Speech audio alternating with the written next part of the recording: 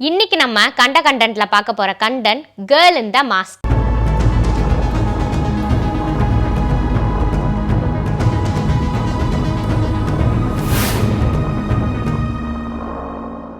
அன்னைக்கு Halloween night ஹாலி அப்படின்ற ஒரு பொண்ணு அவங்க அம்மா அப்பா கூட வாழ்ந்துட்டு வரா. அவங்களுக்கு அன்னைக்கு வெட்டிங் ஆனிவர்சரி.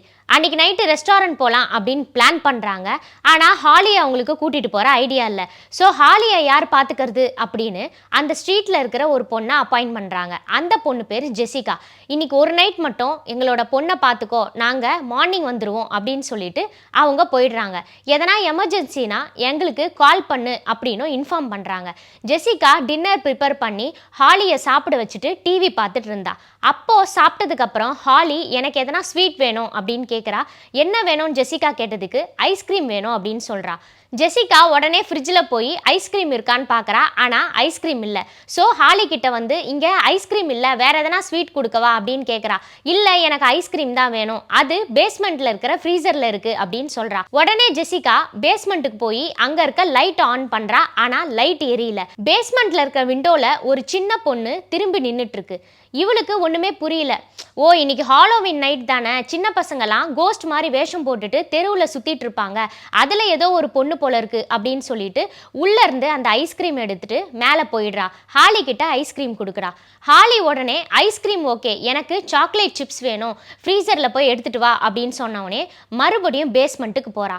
அந்த விண்டோவில் டேர்ன் பண்ணியிருந்த பொண்ணு இவளை பார்த்தா மாதிரி திரும்பி இருக்கா. அப்போ அவள் பிளாக் கலர் மாஸ்க் போட்டுட்டு இருந்திருக்கா. அந்த மாஸ்க்கு கார்னரில் டீத் மாதிரி ஏதோ ஒரு விஷயம் இருந்திருக்கு. அதை பார்த்து ஜெசிகா ரொம்பவே பயந்துடுறா. சரி பரவாயில்ல, இவங்க ஏதோ வேஷம் போட்டிருக்காங்க போல இருக்குன்னு அவள் கன்வின்ஸ் பண்ணிக்கிட்டு அந்த சாக்லேட் சிப்ஸ் எடுத்துகிட்டு போயிட்டு மறுபடியும் ஹாலி கிட்ட கொடுக்குறா. அதுக்கு அவள் எனக்கு ஸ்ப்ரிங்கிள்ஸும் வேணும் அப்படின்னு கேட்குறா. ஜெசிகா இதுவும் பேஸ்மெண்ட்டில் தான் இருக்கா, நான் இதுக்கப்புறம் அங்கே போவே மாட்டேன் அப்படின்னு சொல்லிட்டு மறுபடியும் பேஸ்மெண்ட்டுக்கு போறா. இந்த டைம் அந்த விண்டோவை பார்க்கறா. அப்ப அந்த மாஸ்க் போட்டிருந்த பொண்ணு கையில ஒரு நைஃபை வச்சுட்டு இருக்கா. ஜெசிகா ரொம்பவே ஷாக் ஆகி பயங்கர பதட்டமாயிட்டு அந்த கேண்டி ஸ்ப்ரிங்கிள்ஸை எடுத்துட்டு போய் ஆலி கிட்ட கொடுக்குறா. இதுக்கப்புறம் பேஸ்மெண்ட்டுக்கு என்ன அனுப்பவே அனுப்பாத, நான் போகவே மாட்டேன் அப்படின்னு ஜெசிகா சொல்றா. அதுக்கு ஹாலி ஃபைனலாக எனக்கு ஒரே ஒரு செரி மட்டும் எடுத்துட்டு வந்து கூட ப்ளீஸ் அப்படின்னு கேட்குறா. அதுக்கு இதுதான் லாஸ்ட், இதுக்கப்புறம் நீ என்ன சொன்னாலும் நான் போவே மாட்டேன் அப்படின்னு பேஸ்மெண்ட்டுக்கு மறுபடியும் ஜெசிகா போறா. ஜெசிகா பதட்டத்தோட அந்த விண்டோவை பார்க்குறா. ஆனால் அப்போ அந்த பொண்ணு அங்கே இல்லை. ஜெசிகா ரொம்பவே ரிலாக்ஸ்ட் ஆயிடுறா. ஓகே, நல்ல வேலை அந்த பொண்ணு இல்லை, சரி நம்ம உடனே மேலே போயிடலாம், இங்கே இருந்தால் இதுக்கு மேலே ரிஸ்க்கு அப்படின்னு சொல்லி செரீஸை எடுத்துட்டு மேலே போய் பார்க்குறா. பயங்கர ஷாக் ஆகிறா.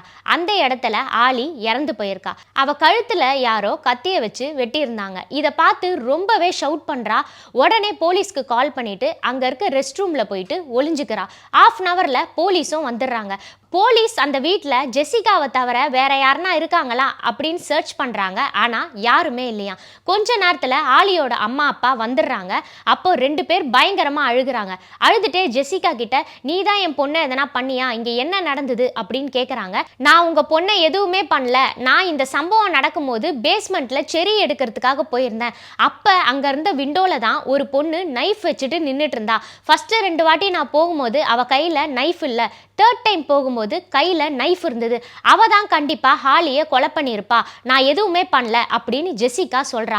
அதுக்கு ஹாலி அவங்க அம்மா நீ சொல்றது நம்புற மாதிரி இல்லை, ஏன்னா பேஸ்மெண்ட்ல விண்டோவே கிடையாது, அதுக்கு பதிலாக ஒரே ஒரு பெரிய மிரர் மட்டும் தான் இருக்கு, நீ என்னவோ விண்டோல ஒரு பொண்ணை பார்த்த அப்படின்னு சொல்றியே அப்படின்னு ஹாலியோட அம்மா கேட்குறாங்க.